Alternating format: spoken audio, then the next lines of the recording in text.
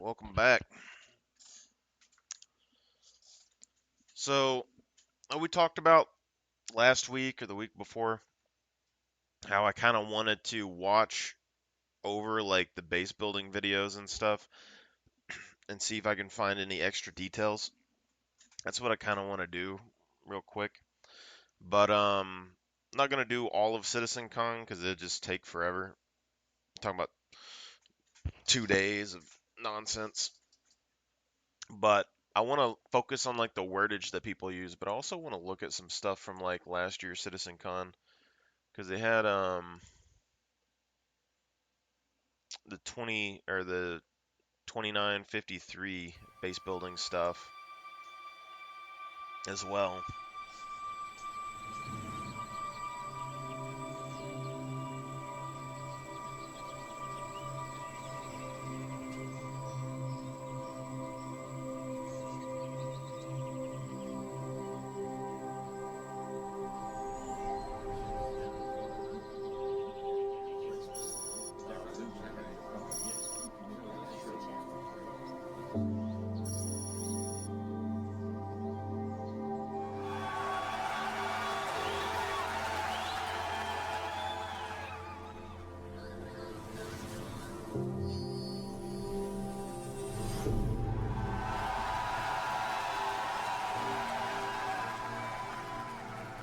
So I'm guessing that's the main hab structure.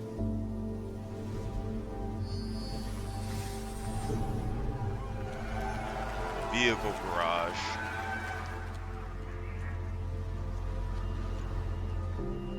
I do wonder if the vehicle garages have repair functionality or not. I would assume that they do, but it doesn't look like they are like storage facilities. They just look like they're garages like they have at the prison on top of the planet, or you just park them in there and there's nothing really that happens.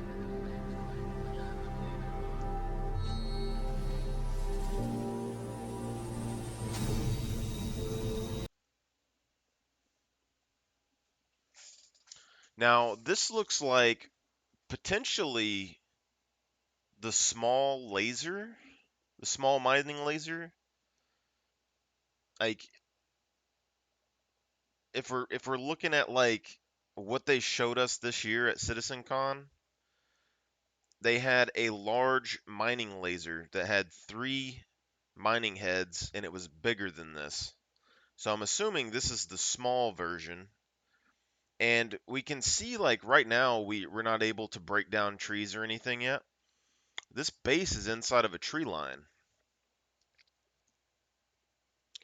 So it makes me really wonder if either base building lets you remove trees or do you have to build around the trees? And can the pioneers still build in an area that has trees like this? Because it would seem like you would need smaller equipment to go around the trees, but it would make sense if you could just remove the trees, putting down a blueprint as well. But if you can build small lasers like this because we have that ground vehicle now, or the little pushing scanning cart, if that thing can build just a small laser like this, you know, can you basically build a facility that's just as capable as a large facility with smaller buildings, but you would need more fuses and more repair? It's kind of an interesting idea, when you think about it. Just pop down a bunch of these because they would be faster to build.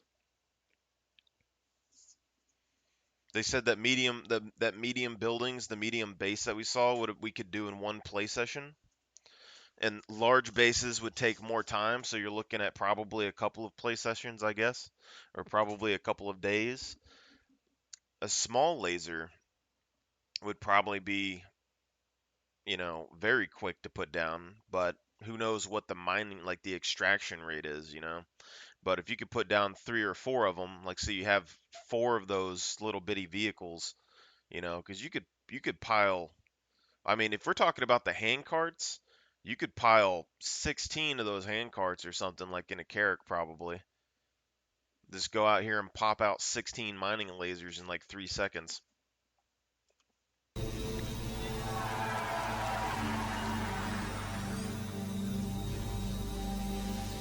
Without strong funding, our public Although schools this could suffer. just be like Manifestation a Superintendent Ryan concept Walters tried to laser before they actually made the big one, because it still has that number 3 on it. They just have the boxes spawn over here, but I think now you have to have a cargo elevator. So if you can connect this and put the cargo elevator wherever you want, that'd be good.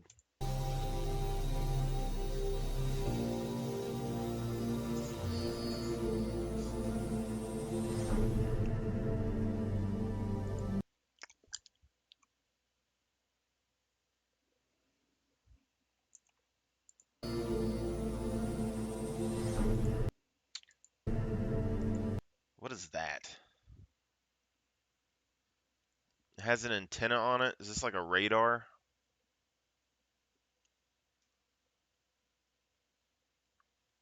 Yellow and black stripes makes me think like construction. Maybe it's a repair facility. I don't know why. Maybe it's a science center. I don't know. It has an antenna and some sort of dome up here. I think maybe like a radar dish, but it's like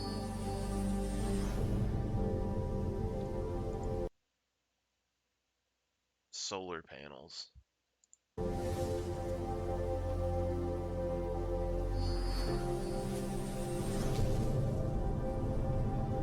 Farming module.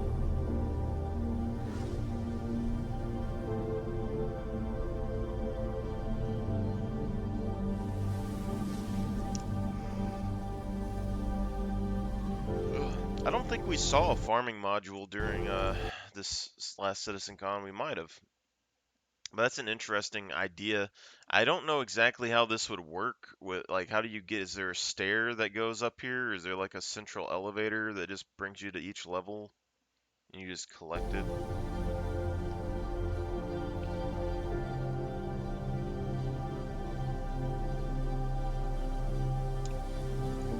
Hydroponics. It's not really just a farm, so you got potentially oxygen, water, and food. Recycling.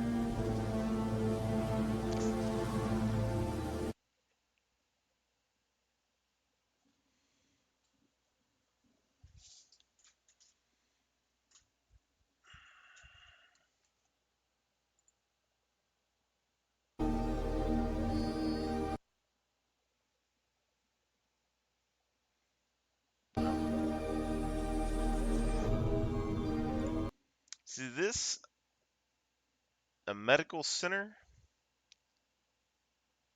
But to be perfectly frank, this medical center looks stupid. It's just like a dome with a guy on a gurney. Maybe it's like this there's like a way you enter into the middle, so you have like the hospital in the middle, but then this is a lot of wasted space out here, you know?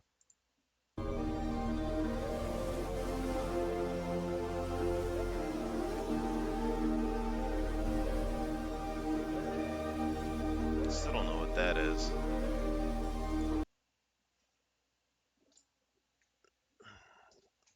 That's some sort of it looks almost armored, like maybe it's an armory and radar center.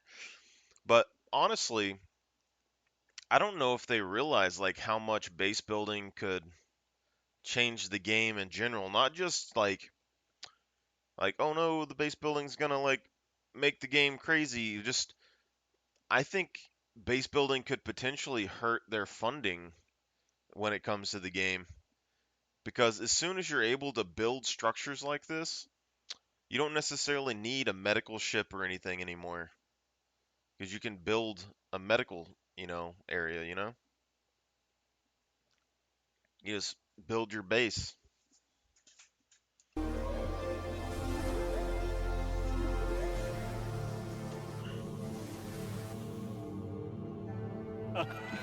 Like that push cart, they said like even if you like that push cart can fit in a cutlass or not, well, a cutlass or a cutter.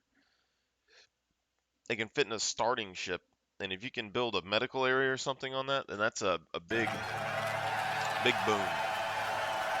Find a planet that you want to do some missions on, you put a base down, pop. All right. So base building. All right. It breaks down into two really large gameplay sections: planning ahead and prepping, and then you've got the on-site where you're actually going to build. So with that, you need to figure out what your goal is. Look at this right here. Right here. What's that? That's that vehicle that we've seen over and over and over again throughout the years. It's an Atlas platform. So basically, this is an Atlas without anything on the back of it, which makes me think that all the Atlases, like the platforms, are going to be like interchangeable at some point, or they're going to have a base one that's just like a towing vehicle. And then this is like a trailer, but it's a yellow trailer, which makes me think construction, you know, and it's just chilling in the middle of this picture. No one ever talked about it. That's a cool looking trailer. It, I think this is supposed to be that crane that we see like over the years. Like maybe this folds out and it turns into a big crane. But I like the idea of just ground vehicles and transporting. Although every single game that I've ever played that has aerial flight and ground transport, ground travel, never works out well for the ground travel guys, all right? Every single time that I've ever played it, because players like being able to fly places because it's fast, you know? And usually people don't like making gamers mad, so they want to make flying things, strong and easy to use, but then it completely ruins game like ground play because you can't fight the aerial units, you can't outrun them, you can't, sneak past them half the time because they just fly around and see you on the ground. It's more dangerous on the ground most of the time because you have to deal with ground stuff and the flight stuff and you can't escape. So hopefully there's some benefit to ground operations when it comes to the game, and we'll have to see, but kind of a big deal. Is it to have a home with a nice Is there anything else in there? Got a mining ship. I guess the only other thing is what the fuck is this?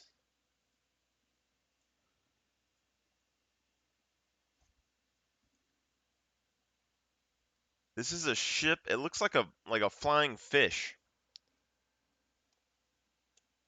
Has two little fins and one back engine, and then it's just like a pod. Is this like what manufacturer would that be? This looks Anvil.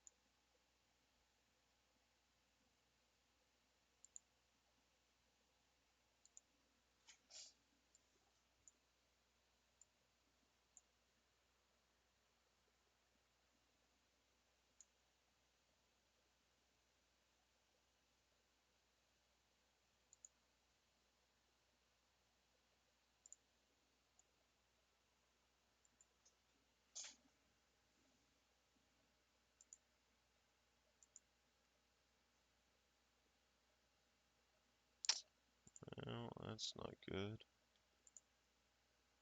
Where the hell does this save to? Captures? Nope.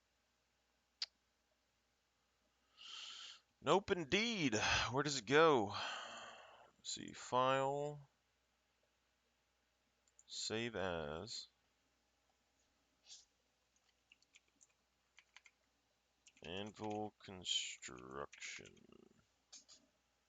save. New snippet. Grab that. File, save as. Unknown anvil, question mark.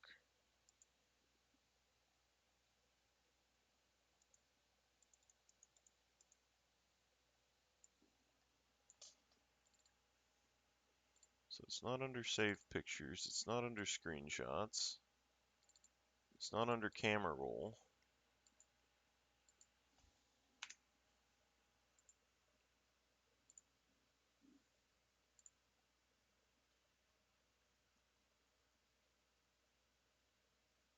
Spider Mac.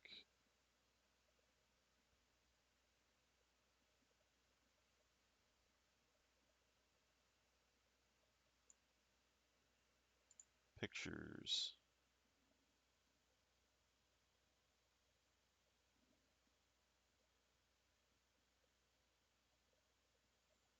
Okay, unknown. Okay, yeah, all right, we got it. We got it, fellas. All right.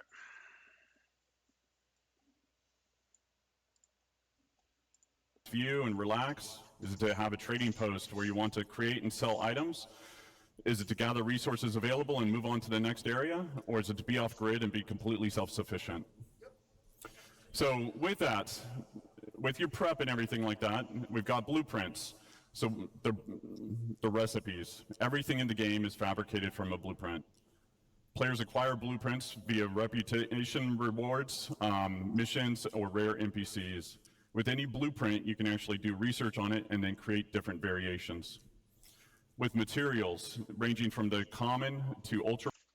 I really wonder if, like, when they said that the best items in the game would be crafted, if that means like you get a blueprint, the blueprint's going to be like a generalist item, like really good at a lot of things, but then you can change the specs to focus on one part instead of all the parts.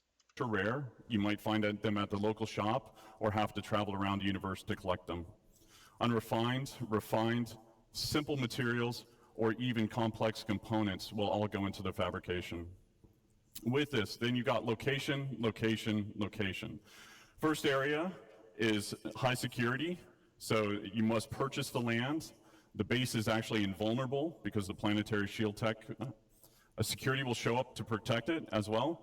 You pay for the privilege, you're taxed. So at this point, you won't have the best resources available. You won't have access to the best resources available on the planet. If you don't pay your taxes, And the shields will go vulnerable away after a base. period of time, and the base will become derelict and will collapse. But this is low risk, low reward. Then you've got low security. So again, you must purchase the. It's low risk, low reward, but this is where people are going to have like manufacturing plants and stuff.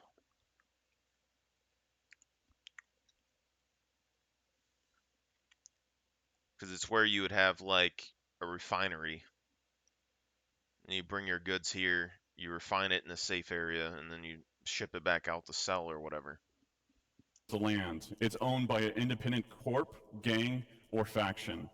Again, you don't have access to all the best resources on the planet. The base is vulnerable. AI NPCs will show up and protect the base if it's attacked. The protection will escalate over time. See, that right there is why I said that I thought Pyro was low security, and everyone got on my ass about it, saying that it's a lawless zone. There's nothing there, but he literally says like, Show up and protect the base on the corp, gang, but this is low risk, low reward. Then you've got low security. So again, you must purchase the land. It's owned by an independent corp, gang, or faction. corp, gang, or faction. And then like the only areas that we have with gangs is Pyro, really. Besides the small scale stuff in this. That's why originally I was like, I think Pyro is low sec because you have factions there, and I would assume if you became friends with the faction, they would protect you if you were around them. It only makes sense, or maybe you could hire them to protect you. Again, you don't have access to all the best resources on the planet. The base is vulnerable. AI NPCs will show up and protect the base if it's attacked. The protection will escalate, and it builds anti-air, high-risk, turn on. Without strong funding, Okay, our what is that? public schools suffer. Radical State Superintendent Ryan Walters tried to take What we would consider a surveyor. With this, what we would consider really building it. Here, I swear to God, man. Every time I try to do something, someone come over here and you've got the tools. So this is what we would consider a surveyor. With this, we want to actually cater to everybody's playstyle, whether you're solo or in an org. With this, you got different buildings that you can produce, from small, medium to large to extra L or XL. So with the surveyor tool, you can only build the small buildings. With a vehicle, you can build.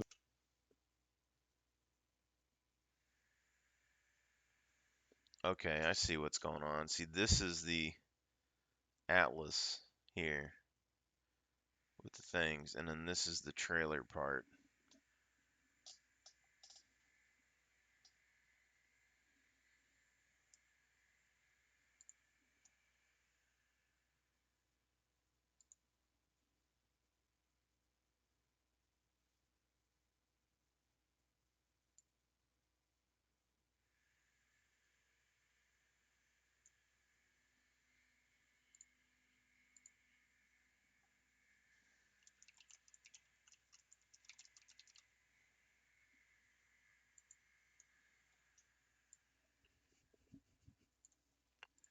Small and medium-sized buildings. With the Galaxy, you can build small to large structures. And then obviously with the Pioneer, Pioneer can do it all. And it still works as a mobile base. And we'll talk about some of the more expanded features that we're adding to it in later on. So, and then it's also, we're exploring what can be done in space, not just on the planet. So from here, you set off on your journey. So with the land claim, and from there, land claim mode, and it also shows you that this interface will default automatically go to base building mode. So with the overhead view of the land, you can actually place down buildings exactly where you want. You can see the resources beneath the surface, and then you can also gather fourth powered right now. And if you didn't bring any with you, then you want to build a fabricator. So depending on when you charge, basically build these buildings. They don't come with any furnishings, and if you didn't bring any with you, then you want to build a fabricator. If you didn't bring any with you, you want to build a fabricator. And we've seen a couple of times that they've said that you can put fabricators into buildings. You can place furniture and crafting tools inside of buildings that are blank canvases.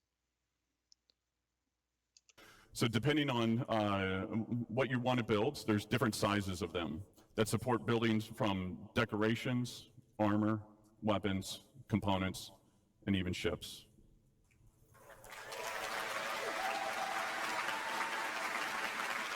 So like base building mode, you need blueprints, resources to craft what you want. Everything fabricated is produced from it produces a physicalized entity. Stats and quality will depend on the quality of the materials actually used. Once you've done that and you've built your decorations, now you can actually fill the room the way that you want to fill it. So furnishings can be purchased at different locations, or they can actually be fabricated.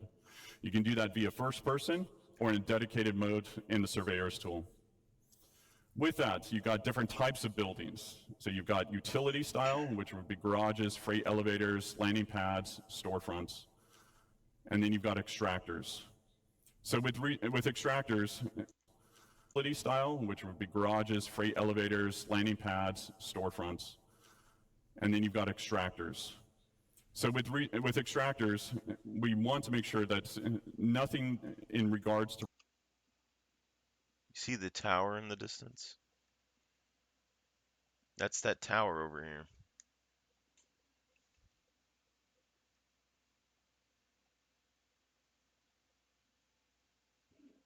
resource gathering is fully automated. a level of player engagement is always needed. So as Nick talked about before, there are different types of commodities, radioactive, perishable, etc. What you'll be doing is pulling out full containers. Then from there, you'll be repairing, or there's wear and tear associated with it, or even misfires like you saw in Thorsten's talk and Guillermo's talk yesterday. There's also upgrade paths for making them more efficient or resilient. Power generators. So with different types of power generators, there'll be some that are more cost effective as well as effective in different areas. Solar panels will not always work in darkness. Fuel generators will need to be filled up every now and then batteries to store excess power. Then you've got producers. So things that will require the players to combine different resources to produce new items. And then you've got defense. So anti-air, anti-personnel, and then shield generators. This is probably the biggest thing I can think of when it comes to bases. Unless they put a cap on the turrets, then the extra large base building would give you bigger turrets, bigger defenses. And then the big one. We start development Q1. So that's me. Thank you all. Thank you for coming.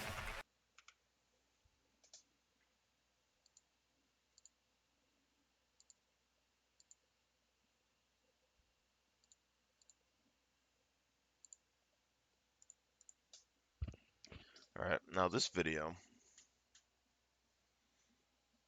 What is this at the very first?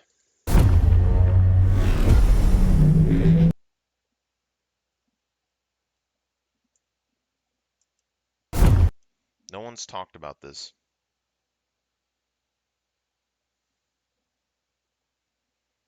Because this is like a multi-engined craft with kind of anvil stylings a little bit that are like Aegis.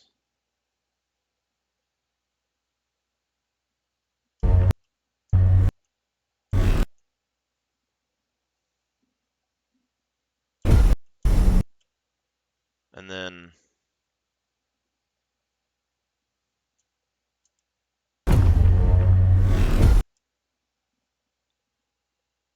is that a quad turret?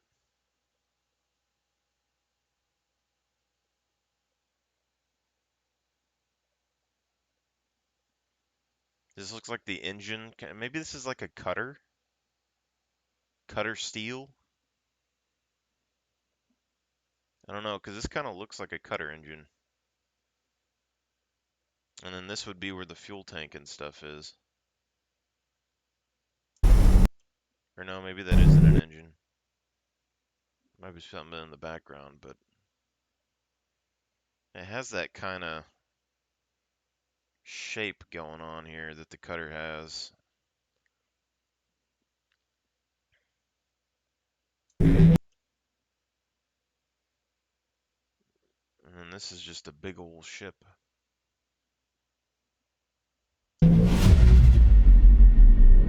To be here. Yesterday, we presented the verse that we're creating for you. We shared new tech, locations, creatures, giant worm, social features, things we're doing with orgs. We even played the first chapter of Squadron 42 live. How great was that? Yeah? A few minor glitches, but nothing we can't sort out.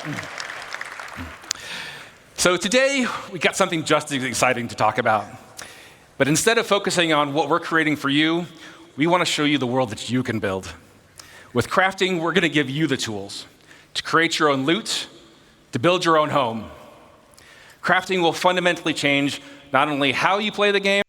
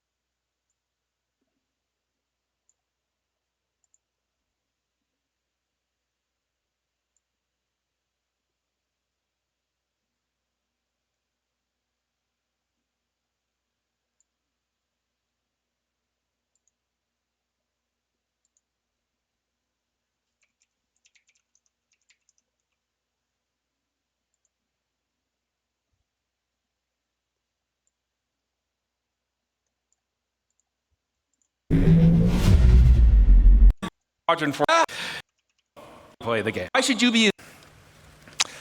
So, what is crafting? Why does it matter? Why should you be as excited as I am about this? Well, first off, crafting is a profession. It requires its own set of tools, the knowledge of how to use them. Crafting offers progression. You become a better crafter by learning new blueprints and upgrading them. Crafting builds on the existing gathering professions. When you would go out and you collect your materials for crafting, we are adding new depth and meaning to those activities. Crafting provides customization. There isn't just one way to craft something. Like I said, we have upgrades. How you make and upgrade the things you craft is sometimes just as important as what you're crafting. In addition, you can earn cosmetic upgrades, craft unique items, even subscriber flair. But nowhere is this versatility more obvious than base building. We're going to have nearly limitless options for how you construct your home, how to customize your base to meet your own goals. Most importantly, crafting gives you a lot of new choices.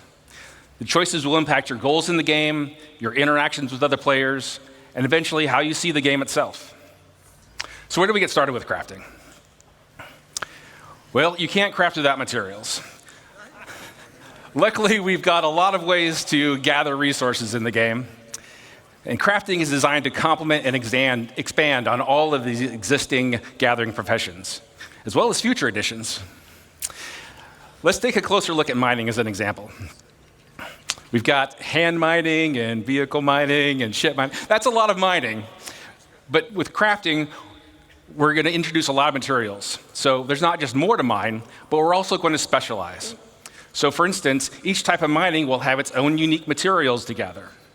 Gathering specific materials efficiently will require you to use the right gathering profession. Let's talk about refining. Currently, only mining resources can be refined, but doing so allows you to turn them into more valuable processed resources. With crafting, we're going to expand refining to include options for all raw materials.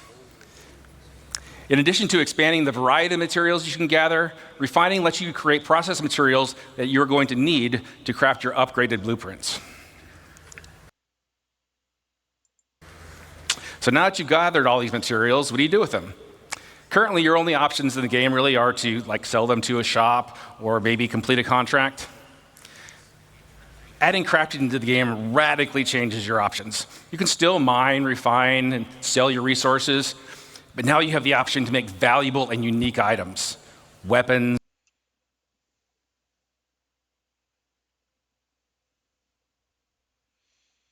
I think this is what's going to make the Crucible worthwhile.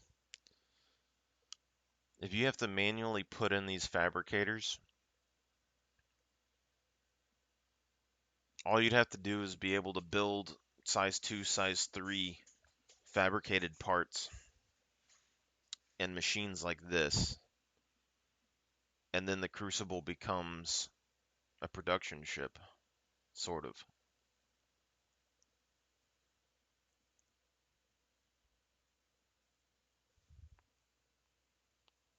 Interesting, though. Armor, even vehicles and ships.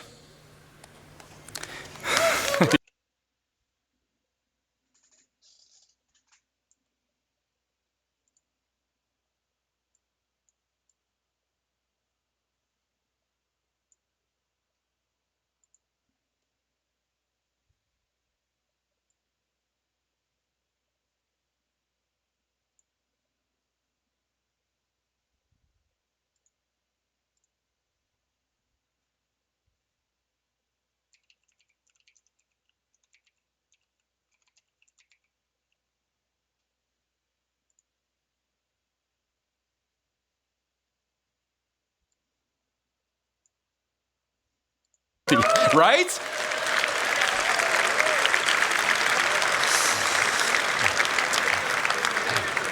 And by valuable, I mean that the crafted gear that you create has the potential to be better than anything you can buy in a shop.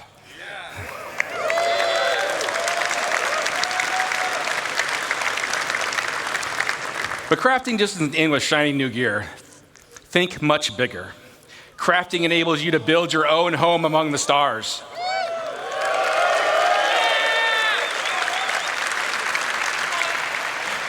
You choose to make a farm, a hunting lodge, an industrial complex, your own trading hub, a military outpost, even a sprawling town with your friends and org mates.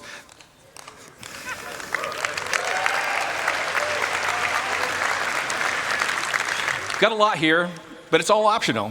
You can choose to focus on gathering resources and sell them to crafters that need them. You can skip gathering and refining and just focus on being the best crafter you can be. Or you can leave all that gathering and crafting nonsense to other people and just focus on trade and make some money. When a player makes a choice, they assign value. The game will still have its own shops and economy alongside players, but now you'll have more options about where you invest and how you prosper. Now, I've given you a nice overview of what we're working on here, and we have a lot more planned for the future. But now that you're familiar with the big picture, I want to introduce some of my fellow developers to come up on stage. They've got exciting details to share with you about the specifics of our new crafting systems, important gameplay improvements, and most exciting, I think anyway, an update to base building.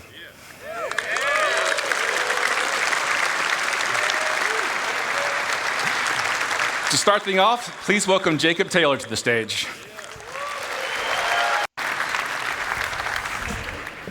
Thank you, Rick. And hello, CitizenCon. Gameplay. But I think it's time we get into some of the details.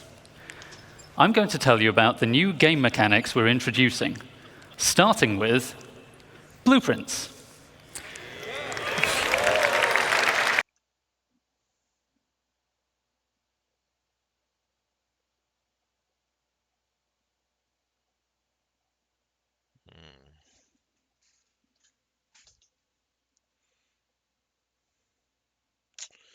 See, this is different because it has blueprint on a machine,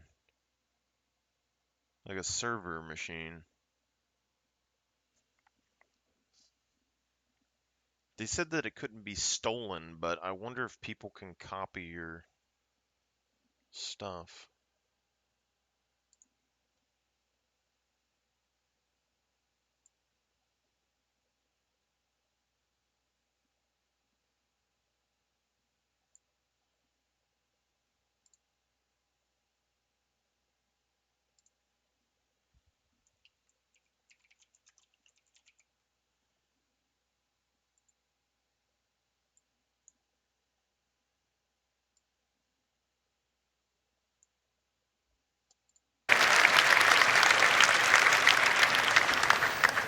Before you can craft anything, you'll need a blueprint. Blueprints provide the recipe to perform all kinds of crafting processes, including refining. You can acquire blueprints through various activities. Some you can buy, some you can find, and some can be unlocked or earned in other ways. You can also upgrade your blueprints through research. We'll go into more detail about what this means a bit later. So, blueprints are the recipe, and Rick already told us the materials you gather and refine will be the ingredients. But there's a bit more to it than that. We have a new concept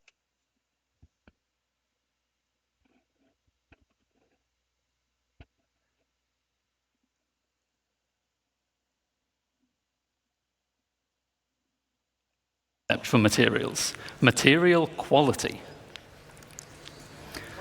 Quality is a property we're adding to all resources you can gather. That's an abstract measurement of how good it is at being whatever it is. You can think of this as the purity of a metal, or the ripeness of a fruit, or something along those lines. This quality will be carried forward from raw resources through the refining process to influence what that batch of materials is best used for in crafting. High quality is more desirable overall, but is more rare, and there are still important uses for low quality materials. More on that later. All raw materials you find in the verse will have a quality rating that's generated based on some rules, the same kind of rules you heard about from the Planet Tech team yesterday. You'll find the same material in many places, but with varying qualities, so you might want to explore to find the best. Some materials that are already rare will be even more valuable if you can find them with high quality. But what's quality for? It's for item stats. It's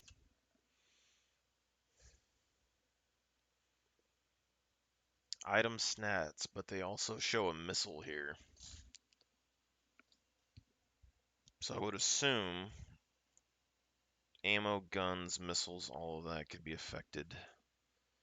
I wouldn't mind being like a ballistic manufacturer, to be honest. That's what our fleet's based around anyway. for item stats. Alongside quality, we're introducing a new item stats system to the Plastic.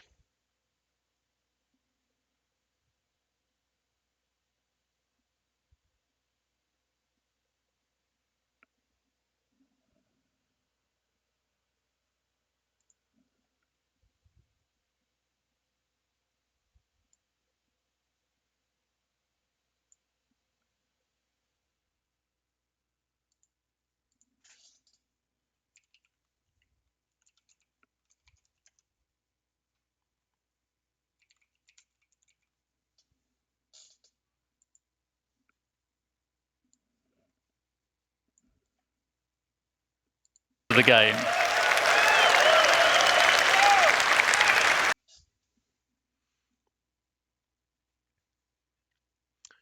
Integrity, wear resistance, misfire chance, effective range, heat per shot, cooldown, weight.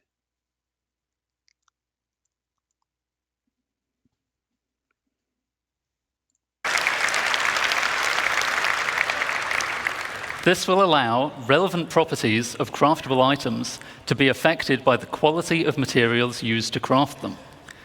For resources, just a single quality rating is sufficient to provide variation, but craftable items have such diverse purposes that we need a more detailed system to provide both progression and customization options.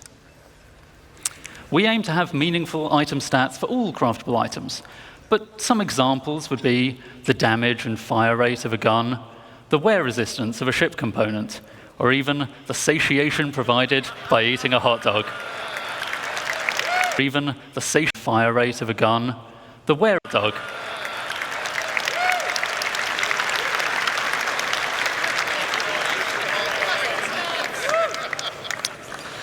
So, as I said, the quality of materials will directly affect the item stats, such that higher quality results in better stats. Most items require multiple different materials to make, which may each influence different stats. And in many cases, you'll have a choice of materials to use, which lets you decide which stats to focus on to tailor your items to your playstyle. Here we see I'm making a gun with high-quality aluminium, giving me a nice bonus to integrity and weight. But someone sold me low-quality copper, so I don't get as much fire rate bonus as I could have. I don't think fire rate really matters that much, honestly. I do bullet velocity potentially, but not really care. I do integrity, wear, and misfire chance for sure. Effective range if possible. To go even further, researching your fabrication blueprints allows you to build higher tiers of an item with improved base stats. So a higher tier item will be better than a lower tier item that was made with materials of the same quality. Making high tier items requires more advanced materials, but is also how you access greater choice as to which stats to improve. This means that your high-tier items can not only be better overall, but also more specialized in the areas that are important to you.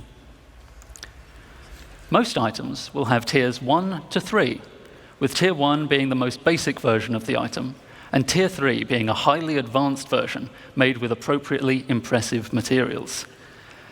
But you can also craft vehicles.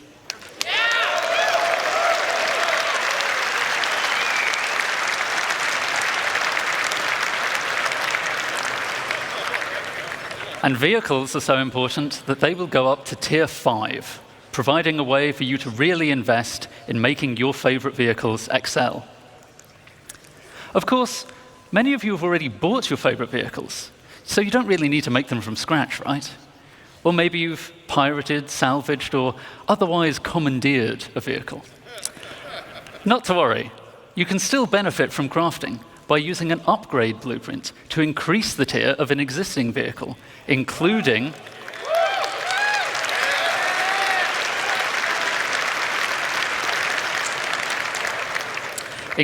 the usual stat improvements and customization. Upgrading a vehicle can save a lot of time over crafting it from scratch, so it's a convenient way for established vehicle owners to bring the benefits of item stats to their fleet. Let's take a look in-game at the difference it makes to have high-tier equipment made from high-quality materials.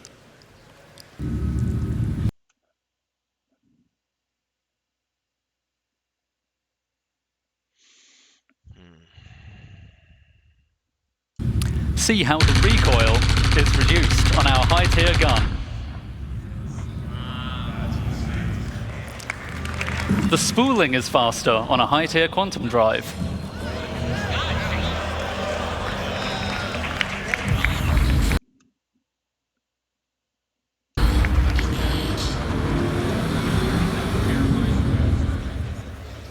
And a high-tier scraper beam is much more effective.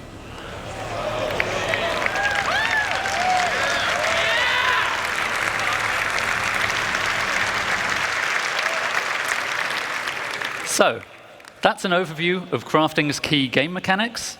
I'll now hand over to Torsten to walk you through the full crafting process. Thank you, and have a good day.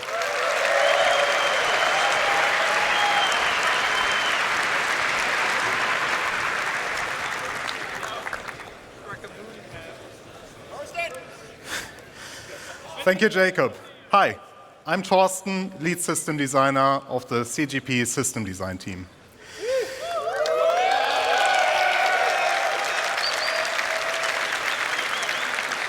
We now saw all elements of crafting looked at individually. Let's bring them in order how you, as the player, will experience the crafting profession. You will start with acquiring the correct blueprints as the first step in the crafting process. As Jacob already mentioned, blueprints can be acquired in multiple ways. Let me give you some examples here. You can purchase commonly available blueprints, earn them from reputation and mission rewards, or even find them in loot crates. All content in our game could reward you with a blueprint. Some blueprints will be challenging to find, so players working together may find them easier to acquire. While you may find a blueprint on a datapad or other portable device, the blueprint itself is not a physical item. You don't collect them in a box or stack them on a bookshelf. Blueprints are digital. Once you claim one, it is permanently added to your personal library. This library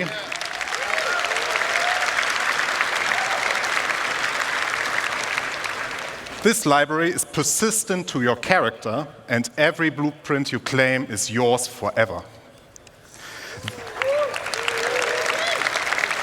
They cannot be stolen or traded once claimed. But it does not just end with acquiring blueprints. Those tiers of quality that Jacob mentioned are unlocked through blueprint research. Research requires a research data bank which can upgrade your blueprints. Upgrading here means that you unlock a blueprint that allows you to create a better, higher tier version of the same item using more advanced materials. Note, you will still have access to the lower tier versions if you want to craft the cheaper version. In order to upgrade a blueprint, you may need to perform certain actions. In this example, we need to craft 100-volt pistols and have one with a higher fire rate. Other examples would be collect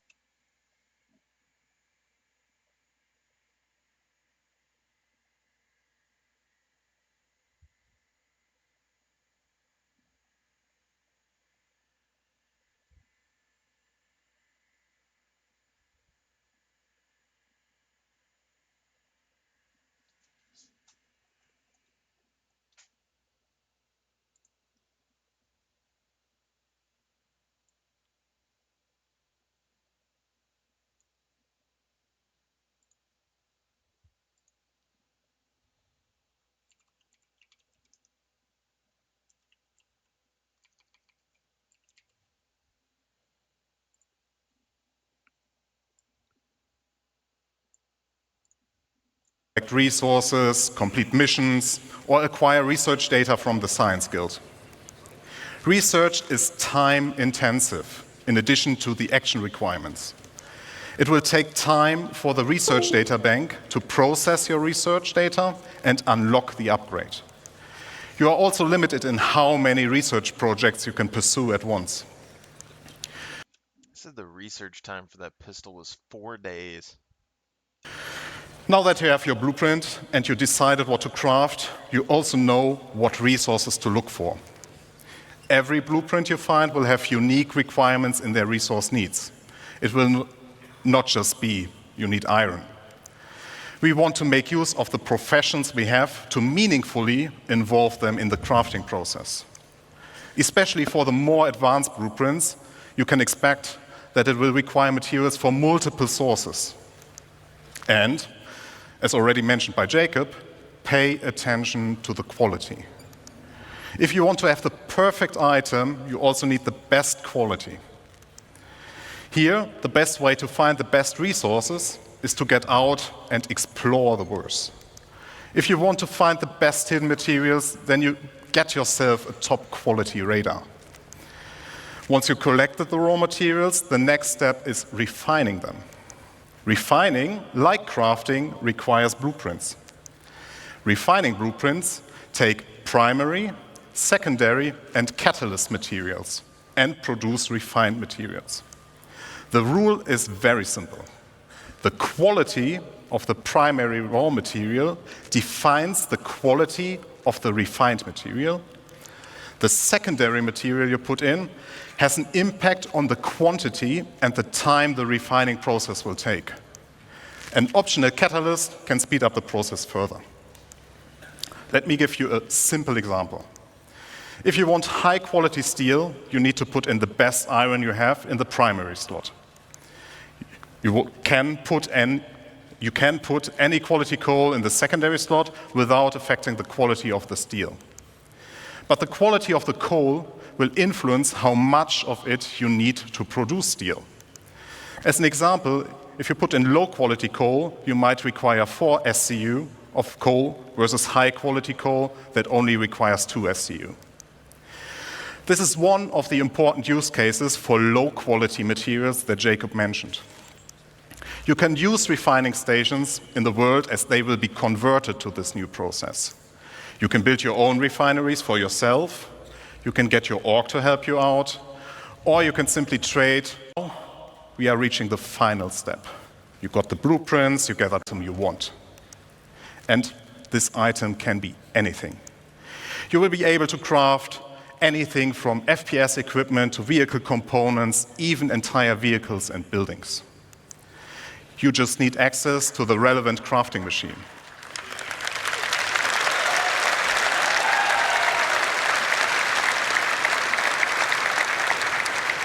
What process they can support, like a refinery or a dedicated vehicle crafting machine. You will also find them in various places. There will be communal ones like the station refineries you already know, player-owned that can be in your personal hangar, a vehicle, or your base. As all that we have talked about just now, these crafting machines also come in tiers. Here, the tiers will affect how well those machines do their job. You will not only progress in the products you produce, but also in the infrastructure to produce your wares. Just to give you an idea what you will encounter, here are some examples of the crafting machines. There is the nutrition fabricator, the chemical fabricator, an item fabricator, and even fabricators of a much larger scale we will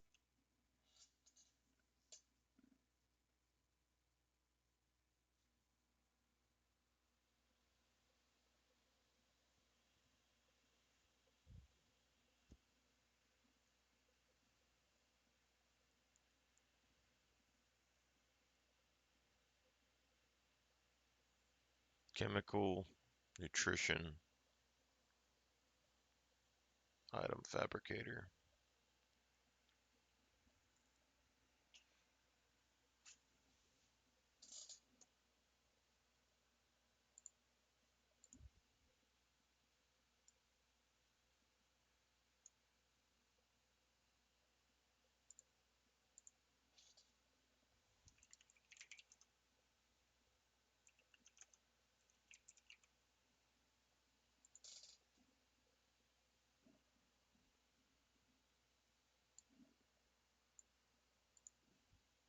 talk about later.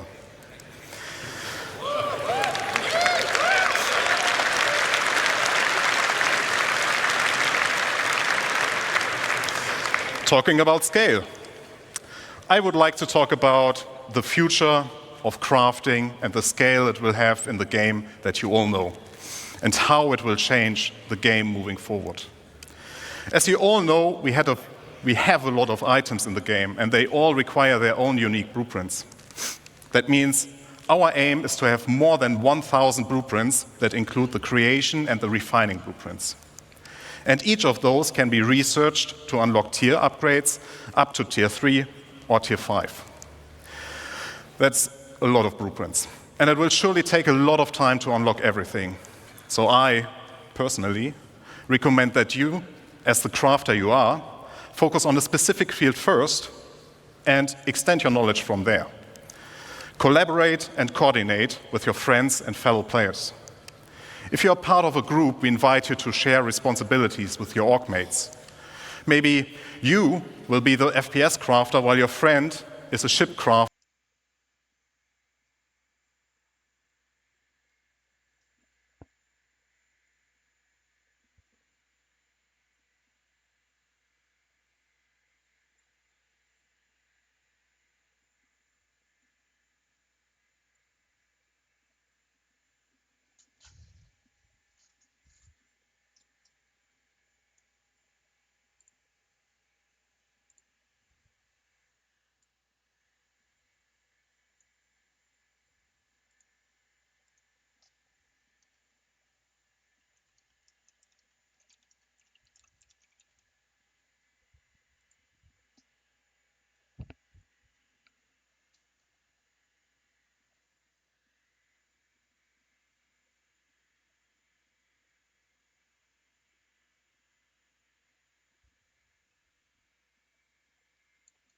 I don't know if these tubes here are like injection meds.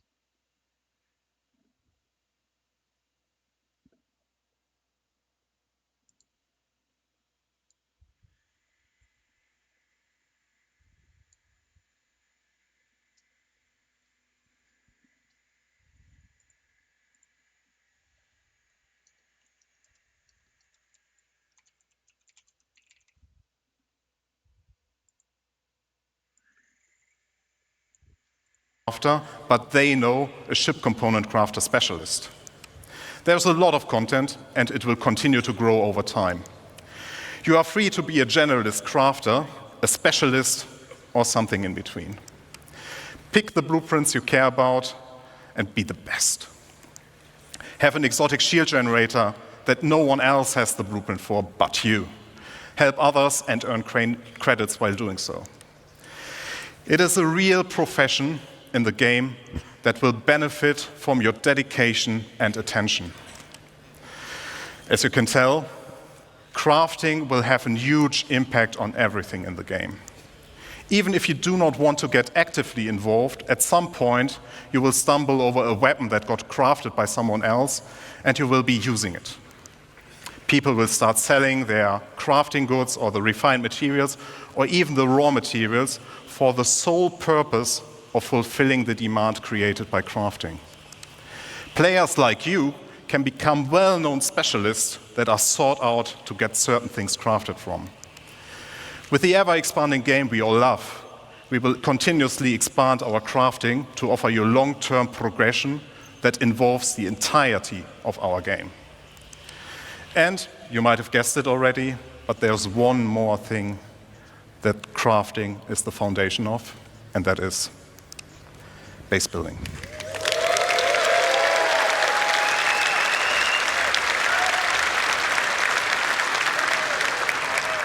I will now hand over to Luke. Enjoy the second part.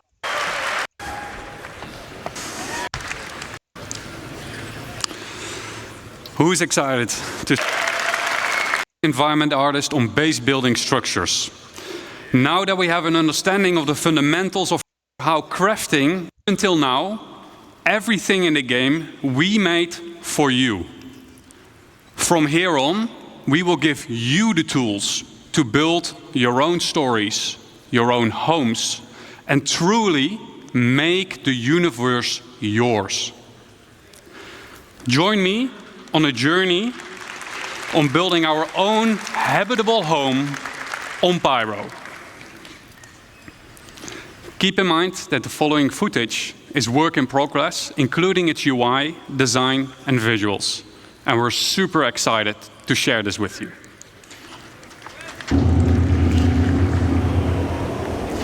We found a beautiful location by a lake.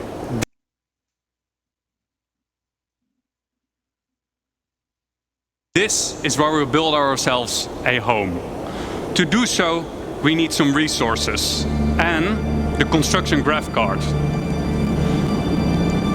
The construction graph card allows us to survey the land, claim the land in a lawful system, and it allows us to build structures. As we've already found the location and don't need to claim land in lawless Pyro, we can straight dive into building our base. Keep in mind, the following UI is work in progress.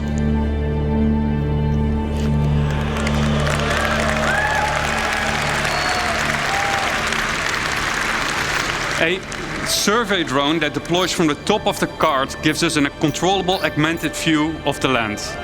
In the new structure mode, we'll pick a small basic structure and hit construct. For this demo, the construction will be instantaneous, but in the final product, this will take you quite some time.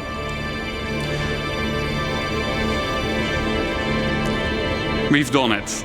We've built our first structure. Let's have a look on the inside.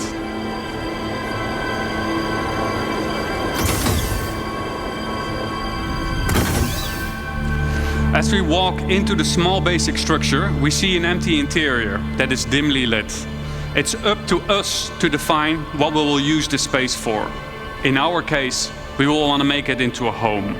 We can see that the lights are still off, and that is a problem, because no lights means no atmosphere, no breathable atmosphere. So it's not ideal to live in. So how do we solve this issue? We can improve this by providing the building with power. Let's see if we can build something that helps us out. But before we dive into more building, let's take a quick moment to enjoy the freedom that the survey drone provides us with and admire the aesthetics of our first structure. And I wonder what Declan was up doing there. Keep in mind that base building is still work in progress, but what you're seeing right now has been recorded directly in the client and works seamlessly between first person and the building mode. Okay, enough. Back to base building. In the list of new structures, we see a small fuel generator. That is something that could solve our problem, I think. Power providing structures need to be hooked up to other buildings inside construction ER mode, but we'll explain this later.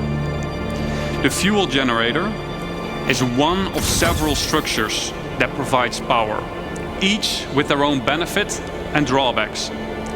Fuel power is quick and easy to build. but it requires a constant supply of fuel besides its regular maintenance. If a structure is not maintained, it will halt its activity. Players will need to maintain fuses to keep the building operational. The better crafted fuse, the longer it lasts. This is where the fuse goes on this building. Next up, we have a terminal that gives us access to the status of our building. And, more importantly, we get to activate it here.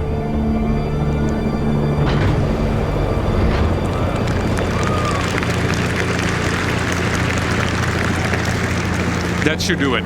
Let's see if we got power in the building now. As you notice, some of the crates in the background have disappeared, as their content has been consumed during the construction process of the buildings. Really makes me wonder if you can siphon fuel out of a ship to power that.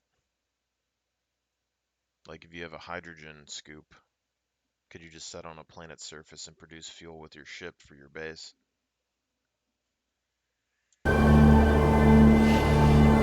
And it looks like Declan is now hooking up the power to the building. I wonder what he was up to earlier, though.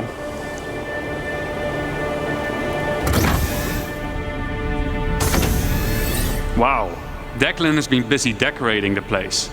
As we can see, the lights are now properly working. We got atmosphere, and we Fabricator.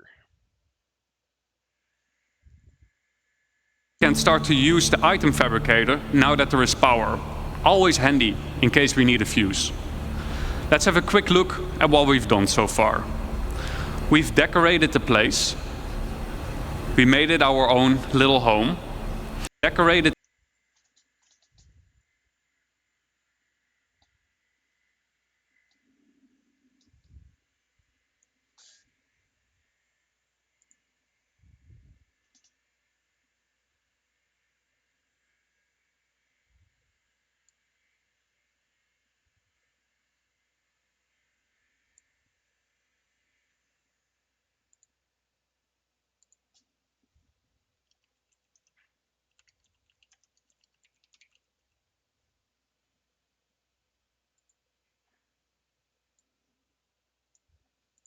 the place. We made it our own little home. Decorated the place. We made it our own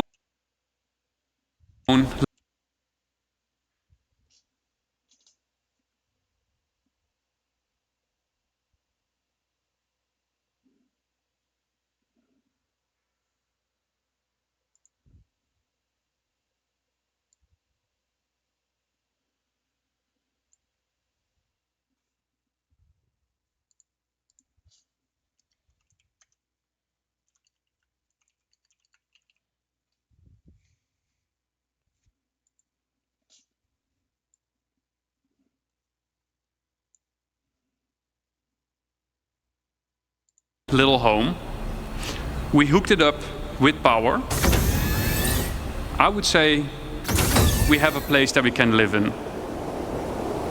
It might not be much, but I think it's just enough to call it a home. Thank you.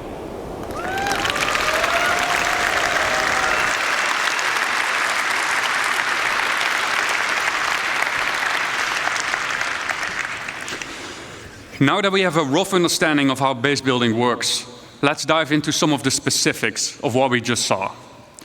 The construction graph card is one of 4 devices used for base building.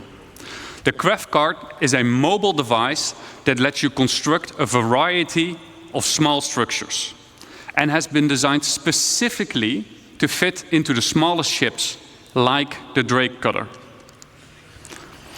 The graph card allows us to survey the land, to find a good location, to claim the land with credits when we're all in a lawful system like Stanton, and, most importantly, it lets us build structures.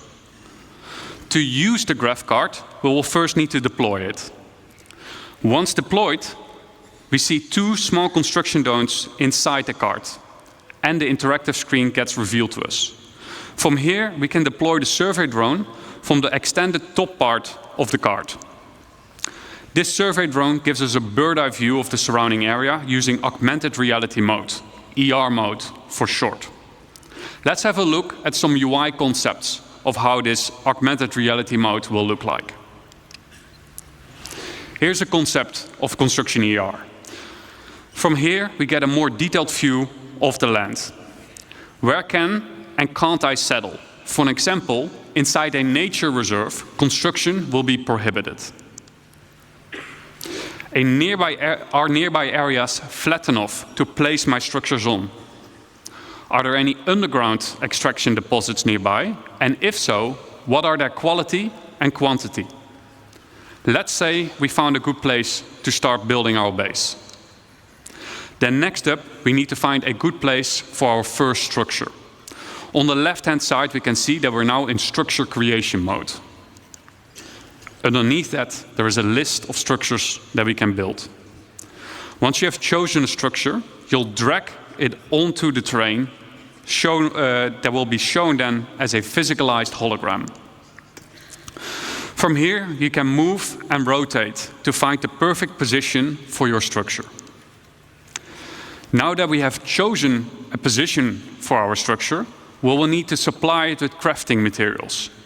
Just like the crafting interface that we saw earlier, this is where you choose the materials, and the better materials you choose will result in a better structure. Once you're ready, we'll hit the craft button on the right bottom to send the construction drones printing to the buildings. The automated construction drones will take off from the construction graph card and fly to nearby resources to fill their internal storage and then fly over to the construction site to print the building until their internal storage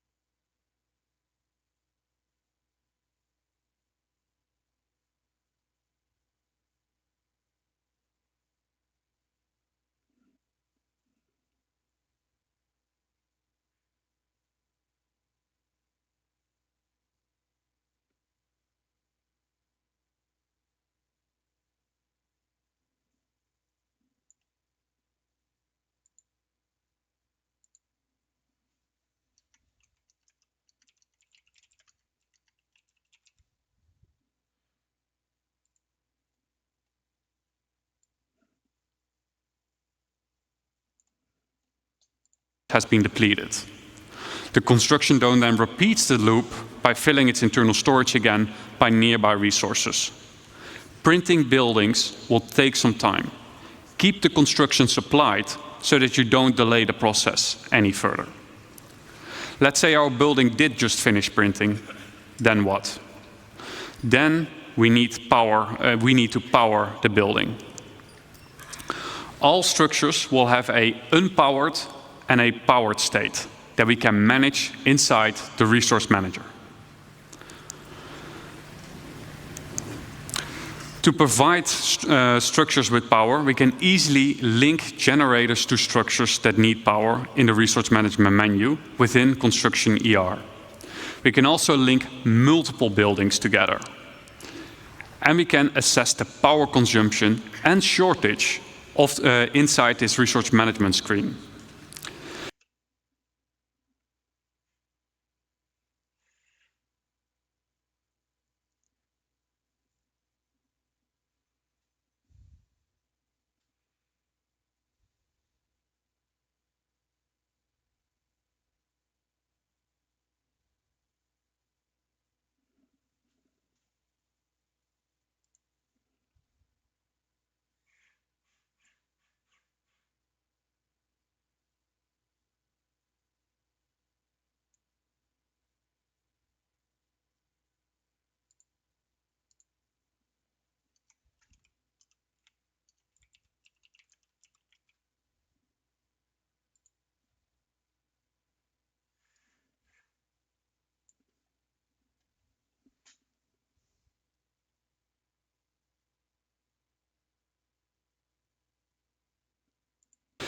Keep in mind that operational structures like power generators, require maintenance of their fuses and sometimes need supplies coming in and going out to be managed.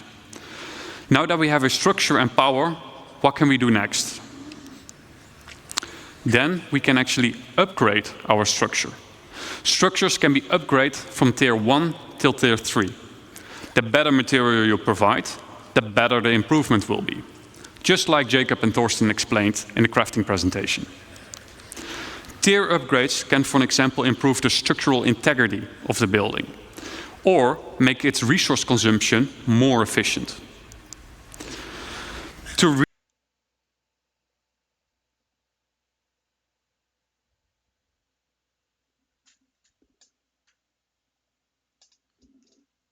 really make your base feel like home, you will want to decorate your base with a wide variety of furniture pieces that can be bought, crafted, and found in the universe. It's up to you to define what you want this space to be. Do you want to decorate it as a hospital? Do you want to make it into a workshop? Do you want to make it into a luxurious bedroom? It's up to you. Furniture can easily be placed and moved using decorative ER mode as a hologram. The baseball bat's missing there. This is so your furniture can easily fit through doors. This feature is accessible through nearby construction devices, allowing you to place down furniture pieces or even crafting machines that otherwise wouldn't fit through the door. And you get to place them directly from your local inventory. Furniture pieces and stuff that can't fit through doors, you can place them to a grid. We've seen that they can do fabricators, which is making me think that any ship with cargo grid could potentially have fabricators on board, which would mean like the Carrack and any other ship like that could potentially be a fabricating ship to some degree.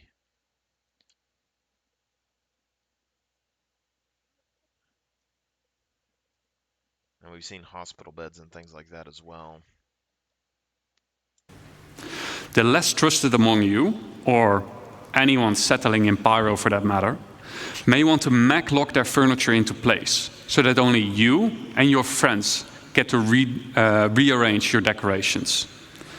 And, best of all, decorative ER is not exclusive to base building, and can also be used for personal hangars and ships.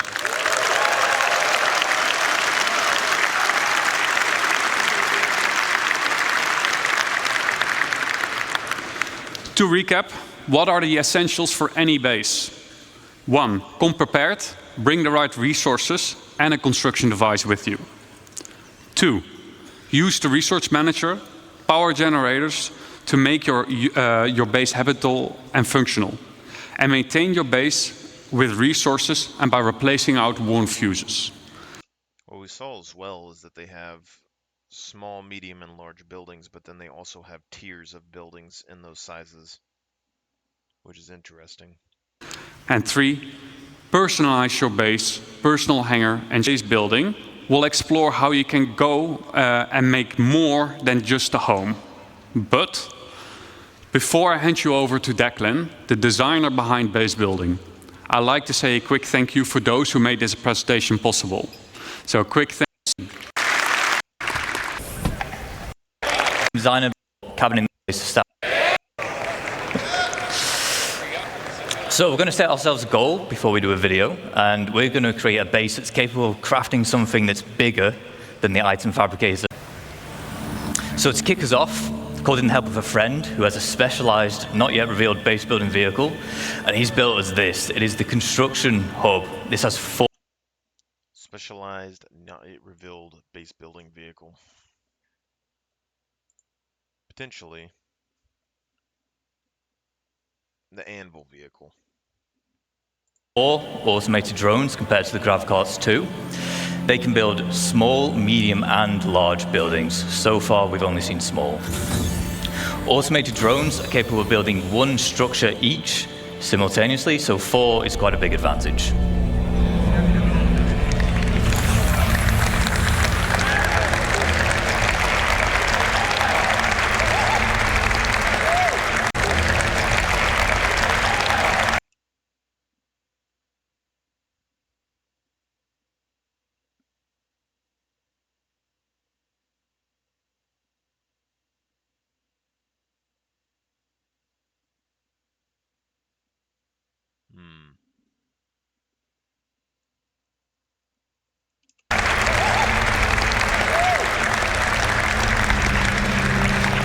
We'll pop into our construction AR, and we'll get down a generator, we'll connect some buildings together, just so we have a place to call home before we begin.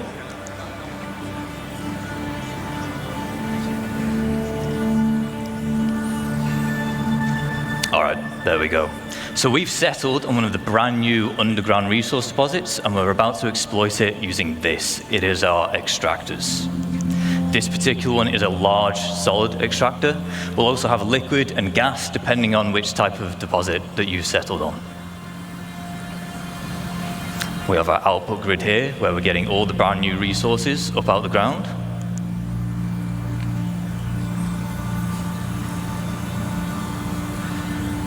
And it is important to note that once these things are set up, it's not a case of just free resources forever. On key structures like this, there are fuses which will occasionally need replaced, as well as environmental wear which can be fixed using crafting materials.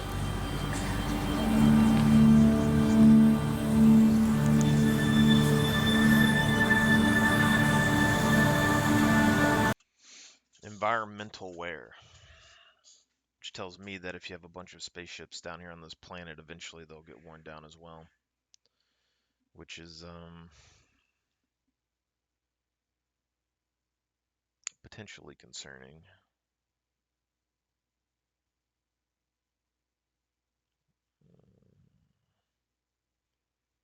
Could always keep your ships in space, I guess, but...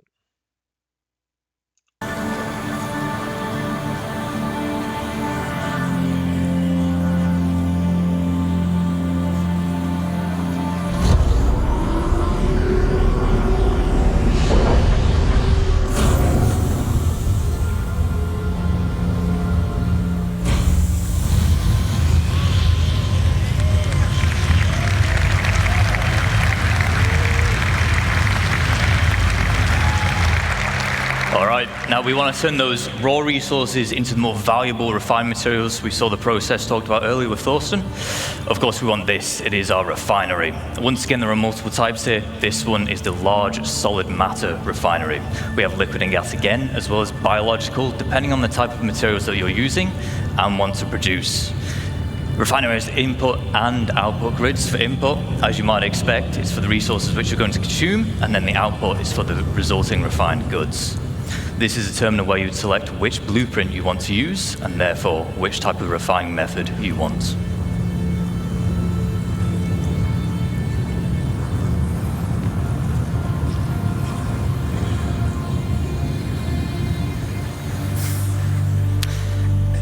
A lot of crates here with our extractor. I feel like with their new planet system, that industrializing like this will probably end up changing the landscape of planets. Because they've already mentioned like heat and temperatures affecting things, but you can see from like Hurston and stuff that you could pollute the air, and potentially if they added that into the game, which would be kind of interesting, but also makes me wonder if there'd be like organizations that would try and keep planets at a healthy levels, you know? And our refinery, so we're going to put down our elevator storage. Base is really starting to build up now, but it's worth me mentioning again here that whilst we're putting these buildings down instantly in this video, large structures like this, they will take some time with the automated construction drones, but the smaller scale base we saw in the previous video, that can be done in a single play session. Small bases, single play session, bigger bases take longer. It's good to know, interesting.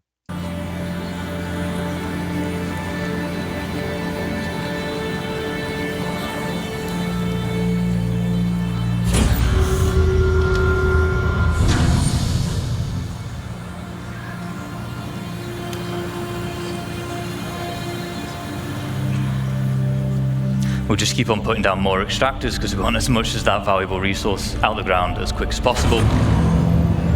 And with base building, we're introducing the concept of a freight elevator network. What this will allow you to do is it will allow you to link multiple freight elevators together, and in turn they will share the same storage. So as we're doing here, we'll deposit an item on freight elevator A, and then we're retrieving it on freight elevator B.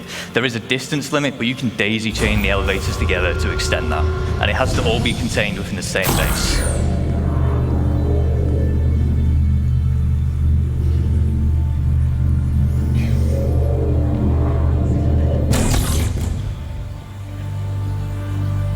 Now, as we expand, we might want to invite more people to join us. This is easy to do. There will be permissions that we can set up, granting people access to our base, and they can even build their own structures if they wish. We can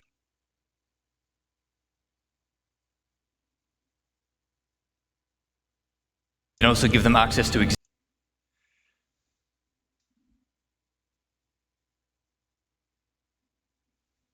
existing structures, which is how you can form your org storage using those freight elevators.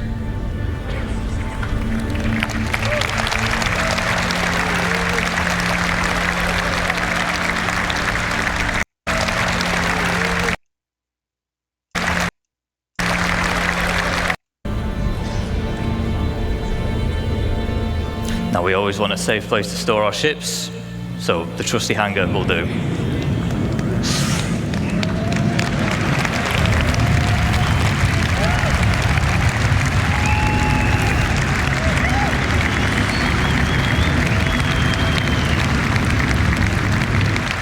See, it has this large, we call it a foundation tile. It's quite special in that it can actually deform the terrain around it, making it easy to place such a huge structure like this.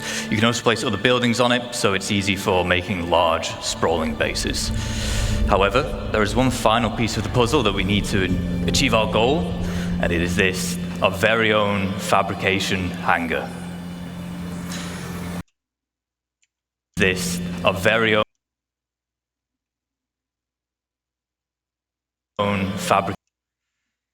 fabrication hangar. Does anyone want to guess what we're going to build in a fabrication hangar? An Idris, maybe not an Idris, if I'm honest. We'll have a drive around, we'll go to the entrance and we'll see what's in store for us.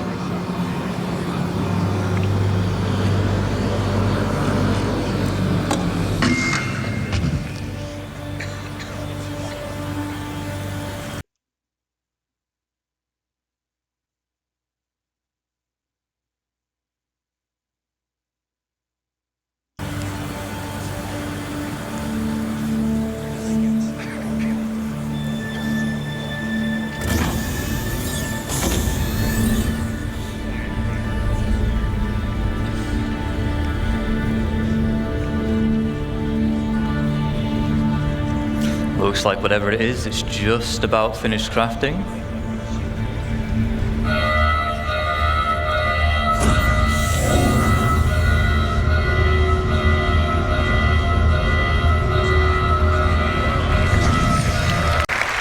The gains from industrializing. And then we've created our fabrication hangar, which allows us to craft big valuable items such as ships and resources, and we've made use of them by turning them into the more valuable refined materials. We've introduced freight elevator networks, which are great for logistics and hauling. And then we've created our fabrication hangar, which allows us to craft big valuable items such as ships. Now, ships are valuable because you can fly them, you can play content with them, but because they are a crafted item, they can also be sold to other players. First turn, what's on our second method is to set up a physical shop in the However, it is important to note that the point of purchase will always occur at the base itself. To note that the point of purchase will always occur at the base for UEC. However, it is important to note that the point of purchase will always occur at the base itself. Now that we know how to set up shop, I just want to take a moment to talk about why it's so impactful for crafting and base building the game as a whole. Base, but means that them from them, which is very important because it's infamous because of it. But bear in mind, a successful shop also depends on location. Do you want your customers on edge in Pyro, which tends to have the higher quality materials? Or do you want to spend time hauling them all the way over to station wherever you want, and they just help you mark up areas like, I want to use this place for cargo, I want this for housing, vehicles, and so on. You'll be able to earn paints in-game and apply them to buildings.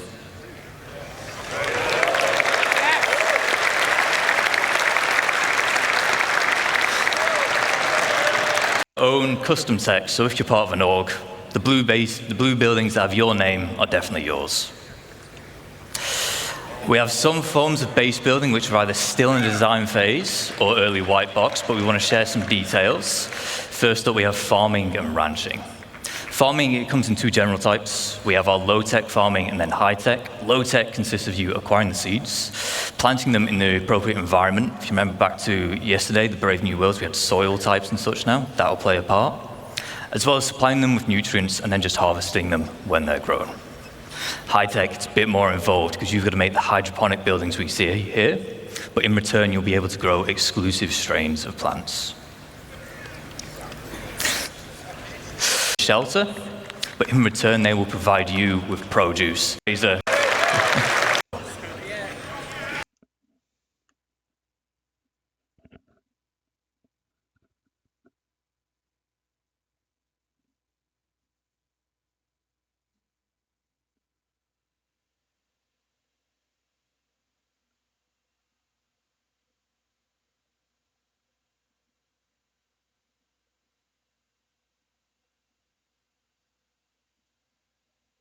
Not yet.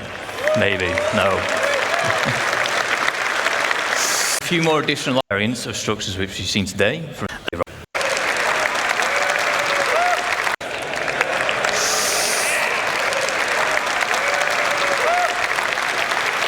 You have varying levels of security provided for you. With max security, you are protected by planetary shield tech. However, in bombardments, and then a range of automated turrets, such as PDC to shoot down missiles, anti-air, anti-vehicle, and anti-personnel. To round up, whilst we spent this entire time talking about how you we on